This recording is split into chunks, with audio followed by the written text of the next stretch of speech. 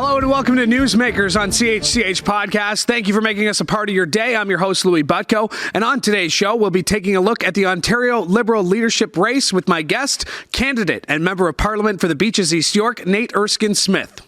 A born and raised Torontonian, Erskine-Smith was first elected as MP in 2015 and has been re-elected twice, including most recently in 2021. Before jumping into politics, he was a lawyer at a commercial litigation firm in Toronto, in addition to doing volunteer legal work throughout his law career. And when he's not working, he's spending time with his wife and two boys. He's one of four candidates hoping to lead the Liberals back into relevancy at Queen's Park come 2026, and the first one to agree to join us here on Newsmakers. Mr. Erskine-Smith, thank you for joining us today. Really do appreciate it. Let's jump right into it. Why do you even want to be Premier? It's a job where half the province, doesn't like you. You got a nice MP job with the Liberals. Why would you even want to be Premier? It's the same question people asked me 10 years ago when I was leaving law for federal politics. Why would you want to do this? And why is an important question, but I think how is a bigger question, which is how do you make the biggest difference with the time that you have? And I left law for federal politics because the federal party was in third place. We'd gone through two tough elections and we faced a really frustrating conservative majority government.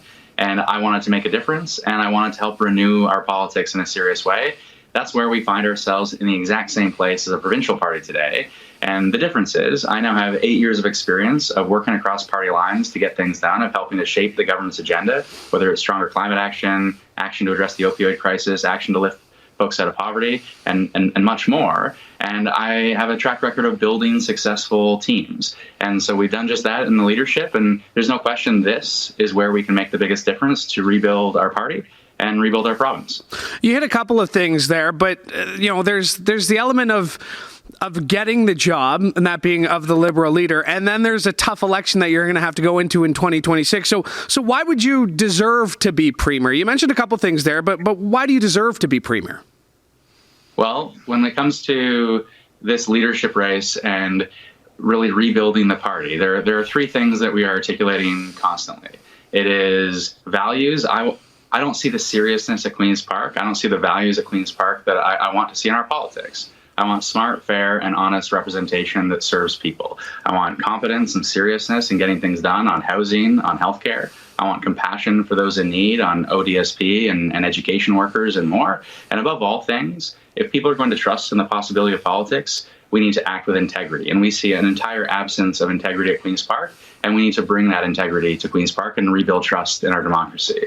Two is big ideas. We've delivered serious, ambitious, credible ideas in the course of this race, and we're going to bring those ideas to Queen's Park in government. And it's action to get housing built. It is action to protect our public healthcare system, access to family doctors and health teams, mental health and addictions being addressed, and ensuring that seniors can age in place with dignity with investments in home and community care. My parents are both teachers. We need to invest in inside and outside our classrooms to set our kids up for success and respect our educators so we can set our kids up for success. And lastly, we need serious, strong climate action to make sure that we protect the planet for our kids, but also we create jobs and lower energy bills. And lastly, it's values, it's ideas, and then it's the hard work of building and rebuilding relationships and being accessible. And I have shown myself over 8 years to be accessible, to be straightforward, to speak my mind, and to be honest with my constituents. And I'm going to bring that same politics of honesty, accessibility, and just the hard work of being on the ground, building relationships in every community through strong local representation.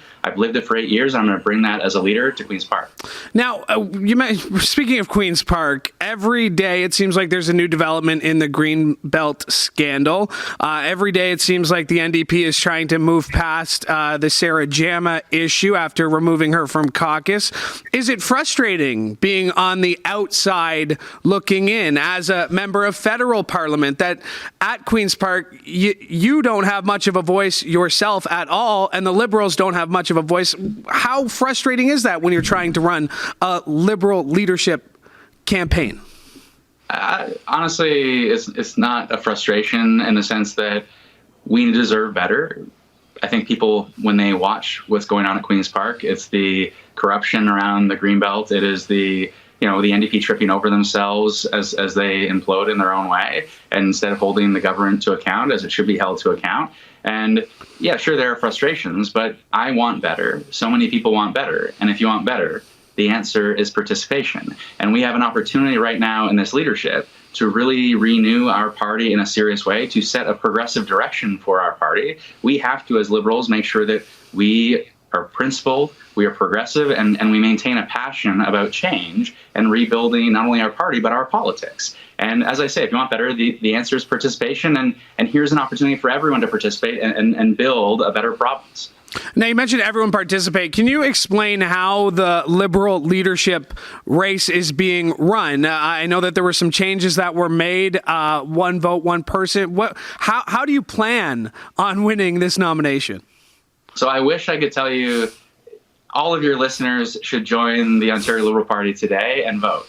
But the deadline to become a member has passed. So there are over 100,000 members. We've rebuilt the party in a serious way all across this province. And those members will have an opportunity to decide at the end of November, casting their ballots. There are 4 of us in this race. It's a ranked ballot.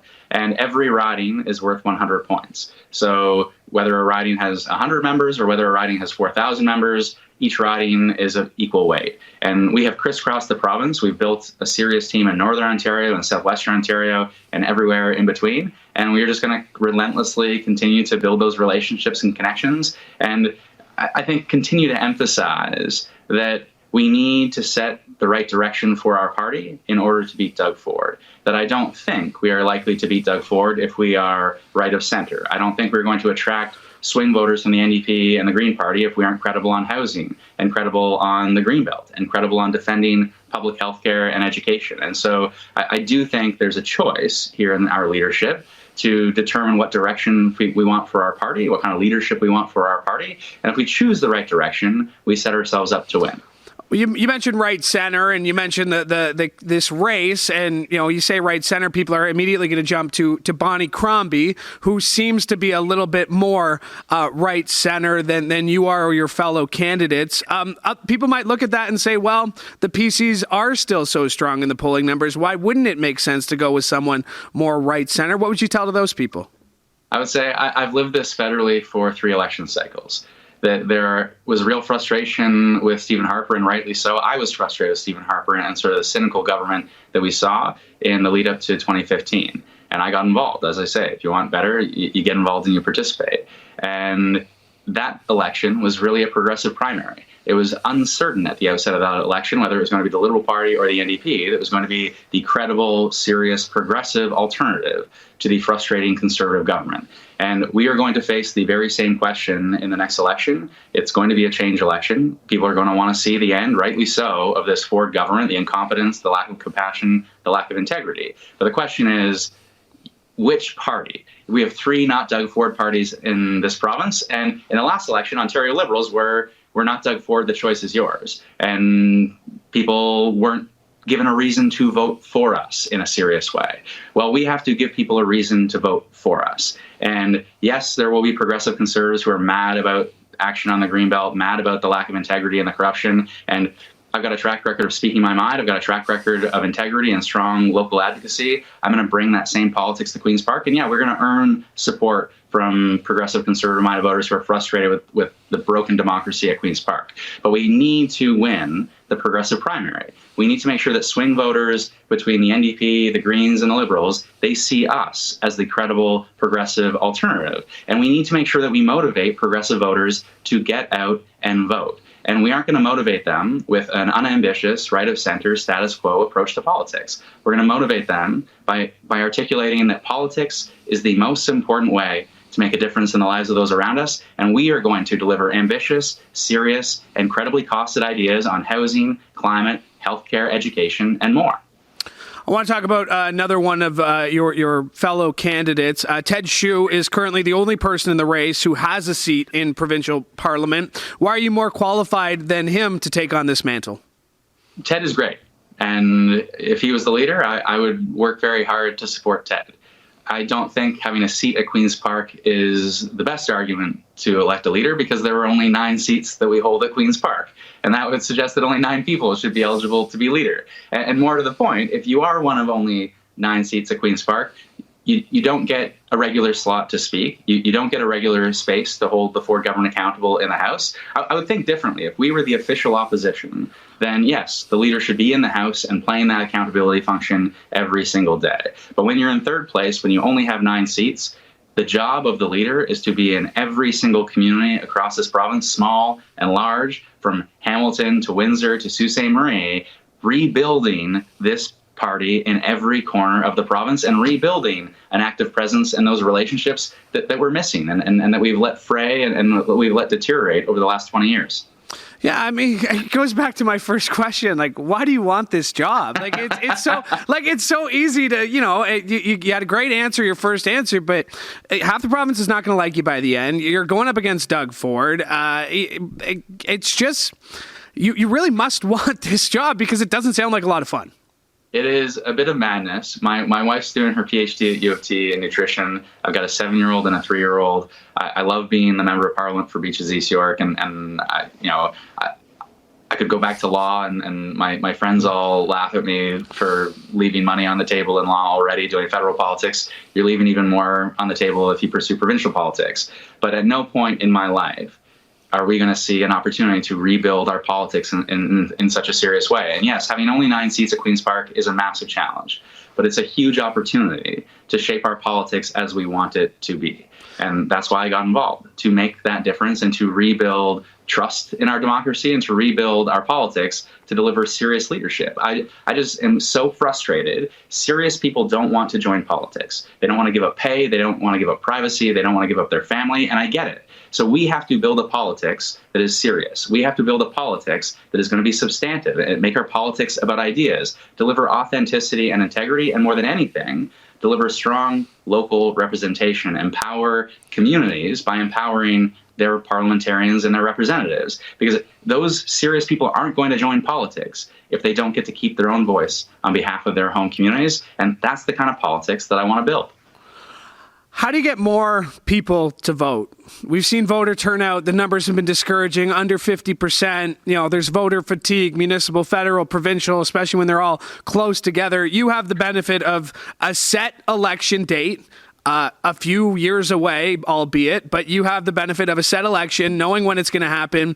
How do you motivate voters, particularly young voters who could make the difference for you, for another candidate, for another party? Because that seems to be the challenge. And if somebody can crack that 18 to 34, block of voters, it seems like you'd have a lot of success. Easier said than done, though. Yeah, there's no perfect answer to this, but I would offer 3 different answers. Okay, so first, it's about the ideas that you want to deliver on. And there are particular ideas, especially around housing and especially around climate, that we need serious ambition around. So if we aren't going to be a party that's going to build things and get housing built and remove all barriers to getting housing built, to get governments back in the game on non-market housing, to treat housing as a home first and an investment second. Young people are furious. Young people are leaving our province because they can't afford to live here. So we need to deliver on that issue. We need to deliver serious climate action to make sure we set our kids up to have a positive future. So on issues, we need seriousness and we need to lead, and on issues that young people especially care about. The second piece is an approach to politics. And if we revert to the same talking points all of the time, if when you ask me a question, I duck the question, and politicians love to pivot, right? So that kind of politics breaks trust. That we aren't going to agree on absolutely everything as liberals, nor should we. But we share values. We will share platform promises. There's got to be a lot of room to disagree otherwise, reasonable disagreement grounded in ideas. And we're going to build a party where if any one of my caucus members does an interview with you, they're going to speak honestly. They're going to speak their mind on behalf of their communities. That honesty and that integrity and that authenticity is everything if you're going to build trust among young people who don't just vote based on red, blue, or orange. And lastly, you've got to show up. So I regularly go into schools. We have a young liberal internship program. We have a youth council. We engage young people in politics all of the time to say, yeah, there are faults to politics. Of course there are faults to politics. Everyone sees it and lives it. But politics is still the most important way to make a difference. And if you want better, then you got to get involved. And if you keep showing up and keep showing up and keep showing up and building those relationships, then people are going to see politics differently. You mentioned, I believe, in the last debate, you got a couple more, including one coming up next Wednesday. But you mentioned in the last debate, we need to get our names out there, that being you and your fellow candidates. Obviously, there is someone who is the head of a big city who's got a lot of name recognition already.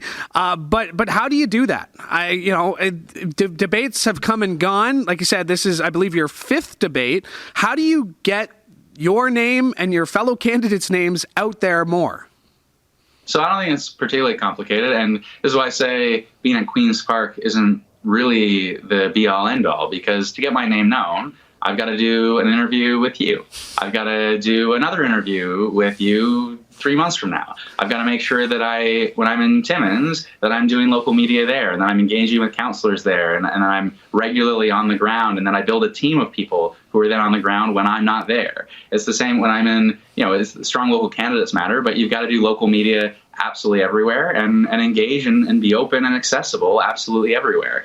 No one in this race has enough name recognition in the way that Justin Trudeau had name recognition, or the way that Doug Ford currently has name recognition. So we are all going to have to earn it. Now, I don't think in the end that name recognition or, fundraising $1 million in a leadership contest, I don't think a war chest name recognition is sufficient to win the general election. I do think in the general election, and I've said this, we're going to have to, yes, I'm going to have to become better known for sure.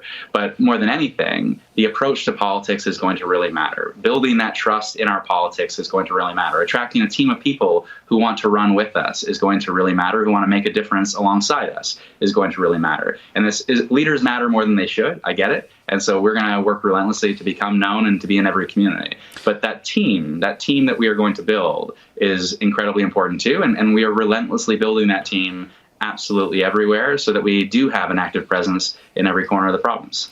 This leadership campaign has gone on for a few months, and now here you are about to enter the home stretch, the final 4 or 5 weeks of this, with voting taking place the 25th and the 26th, with the unveiling of the results at the Metro Toronto Convention Centre on December 2nd. What have you learned about yourself? You've obviously campaigned before. You know what it's like to go door to door. But what have you learned about yourself during this experience of running for the Liberal leadership? I was asked over a year ago. So I've been on the road for a year, basically. I've been doing federal, I've been doing provincial, and I'm pretty relentless about politics and about campaigning. I have learned, though, that a leadership race is a marathon that you sprint. And so it has been a long road. I'm looking forward to the conclusion of it and making sure that then I focus on, I've worn a federal hat and a provincial hat at the same time, and it's been exhausting in its own right. I think I've learned more than anything. You're away from family. I've got a 7-year-old, a 3-year-old, and I miss my family. But I felt this before, but I feel it acutely now, that I don't want to do politics because of my family. But I want to do politics because of my family. That, for all the reasons I would love to, I'm glad to be home with my kids today on Halloween. That's great. But I am going to miss them when I'm on the road next week in Ottawa. And yet, despite missing them, I know that I'm doing the right thing in order to serve them and to serve all young people by making sure we build a better province for them. And so, I knew that going in, but I feel that much more acutely now. The next Liberal leadership candidate debate is Wednesday, November 8th, happening in Ottawa at 7 p.m. And again, as mentioned, voting starts the 25th and 26th. And as Nate mentioned there, you do already have to be a Liberal member to vote. But Nate, I really appreciate you making the time, making your pitch to Hamilton voters. Thank you so much for joining me today. I appreciate it. Thanks so much. And if people are not a member but they want to help out, they can always volunteer and head to meetnate.ca. Anyway, thanks so much. No problem. Thanks, Nate. My thanks to Nate Erskine-Smith for joining me today, and my thanks to you as well, because we could not do this show without your support. Make sure you like and subscribe however you found us on CHCH Podcasts, wherever you get your favorite podcasts, or you can go to chch.com/podcast to find all our past episodes and any upcoming new episodes. My thanks to Mike Horston for directing today's show. And once again, my thanks to you. From all of us here at CHCH, I'm Louie Butko. Have a great day.